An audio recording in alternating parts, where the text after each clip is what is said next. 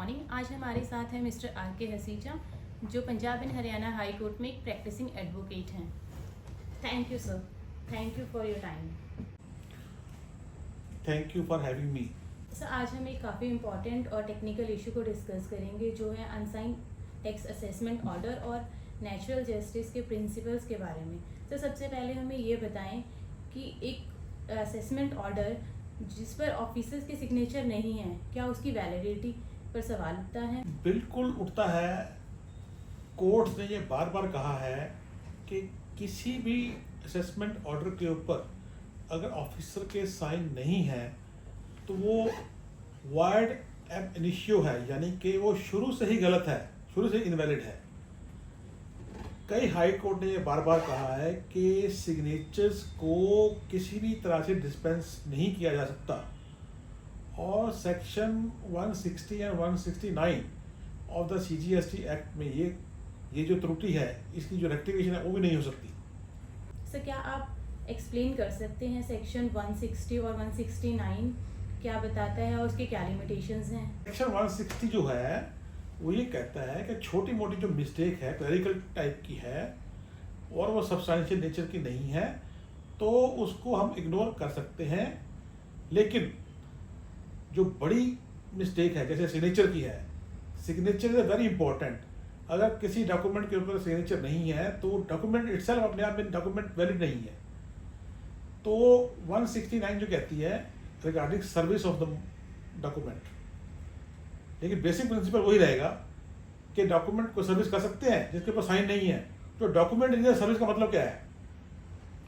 तो कोई भी क्लरिकल मिस्टेक या प्रोसीजरल मिस्टेक को तो आप इग्नोर कर सकते हैं, लेकिन सब्सटेंशियल मिस्टेक जैसे कि सिग्नेचर है, सिग्नेचर नहीं है तो आप इसको इग्नोर नहीं कर सकते। तो डॉक्यूमेंट अपने आप में गलत है और ना ही इसको आप रेक्टिफाई कर सकते हैं। सर, CBIC का जो सर्कुलर 23 दिसंबर 2019 को आया था, उसमें से डिन नंबर के एब्सेंस को लेकर कुछ स्ट्रिक्ट गाइडलाइंस थी, उनका क्या इम्पैक्ट है आज के केसेस पर? Central board of indirect tax and customs में सर्कुलर निकाले हैं बार बार रिगार्डिंग डिन। डिन क्या है? इसको बोलते हैं डॉक्यूमेंट आइडेंटिफिकेशन नंबर। ये हर एक डॉक्यूमेंट के ऊपर मेंशन करना जरूरी है जो डिपार्टमेंट एसएससीज को इशू करता है। इसके पीछे बैकग्राउंड ये रही थी क्योंकि कुछ ट्रांसपेरेंसी लाने के लिए कुछ ऑफिसर्स एक सम्मन इशू कर दिया, नोटिस इशू कर दिया, और बाद में उसको दबा दिया, फाड़ दिया या फाइल गायब कर दी। तो उसको ट्रांसपेरेंसी लाने के लिए किया गया है कि कोई भी डॉक्यूमेंट होगा जो डिपार्टमेंट इशू करेगा वो डिन नंबर से ही इशू करेगा, ताकि वो ट्रांसपेरेंसी रहे और डॉक्यूमेंट को दबा ना सके बाद में, टू अवॉइड अननेसेसरी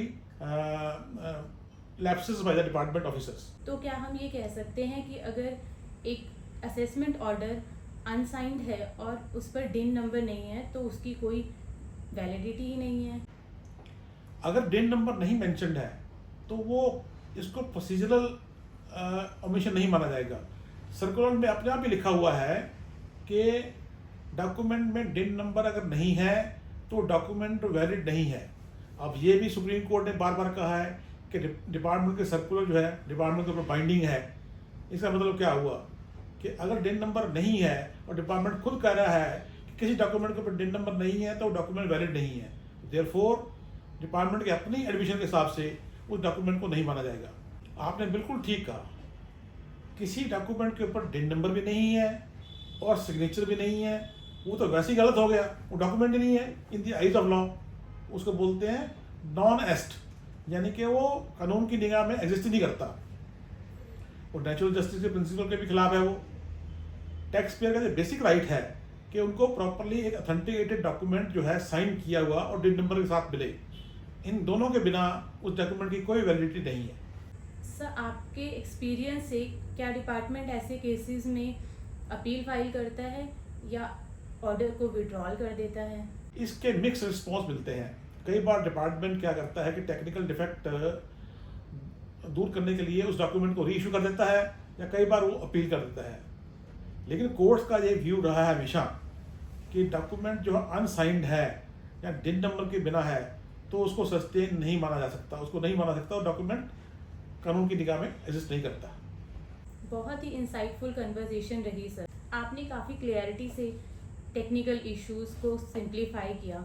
सर क्या आप टैक्स पेयर्स को और टैक्स प्रैक्टिशनर्स को कुछ फाइनल एडवाइस देना चाहेंगे? हाँ, मैं बिल्कुल यही कहना चाहूँगा टैक्स पेयर्स को कि आपको कोई डॉक्यूमेंट मिलता है जिसके ऊपर डिन नंबर नहीं है और साइन नहीं है, तो तुरंत एक लीगल एडवाइस लें और आगे बढ़ें।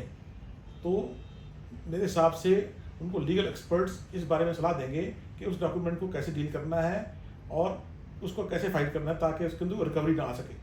Thank you sir, thank you for being with us.